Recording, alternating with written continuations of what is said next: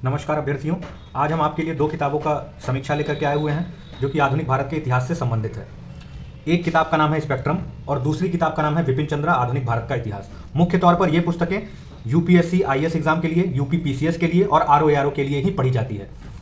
यदि हम बात करें स्पेक्ट्रम की और विपिन चंद्रा की, इनमें मुख्य अंतर क्या है? स्पेक्ट्रम कम से कम 700 से 800 पेज समाहित इसके अंदर है, जबकि आधुनिक भारत का इतिहास इसमें 300 से 350 पेज है।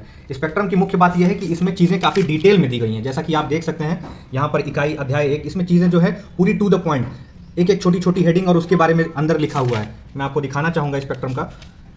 ये देखिए, जैसे स्पेक्ट्रम में सारी चीज़ें हेडिंग वाइज दी हुई हैं और इसके भीतर आपको तथ्य मिलेंगे। आप पढ़ करके टू द पॉइंट जानकारी कलेक्ट कर सकते हैं। और इस किताब की सबसे अच्छी बात यह है कि इस किताब के अंत में प्रमुख विचार दिए हुए हैं, जिनका उपयोग आप मेंस की आंसर राइटिंग में कर सकते हैं। स्टार्टिंग जैसे मेंस की आंसर राइटिंग आपको प्रारंभ करना होता है तो आप मुख्य विचारों को उसमें प्रस्तुत कर सकते हैं। और जो सबसे खास बात है वो इस किताब में वो है सारांश।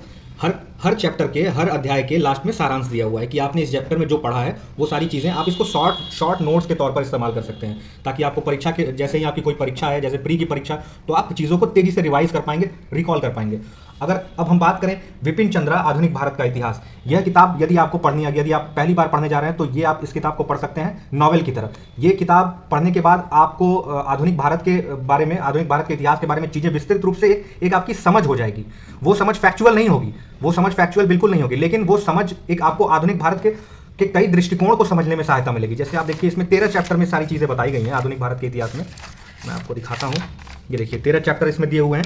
ये आपको हर चीज़ के बारे में आपकी एक सोच को विकसित करेगा। जैसे भारत में ब्रिटिश साम्राज्य, आर्थिक नीतियाँ, प्रशासनिक ढांचा क्या है, तो आपका एक सोच डेवलप होगा। हाँ, एक बेसिक अंतर यह है कि विपिन चंद्र में तिथियों का समावेशन, तिथियाँ कम हैं, फैक्ट्स कम हैं, लेकिन इसमें आपकी चीज़ों को समझ जो है वो अच्छी तरीके से विकसित करेगा।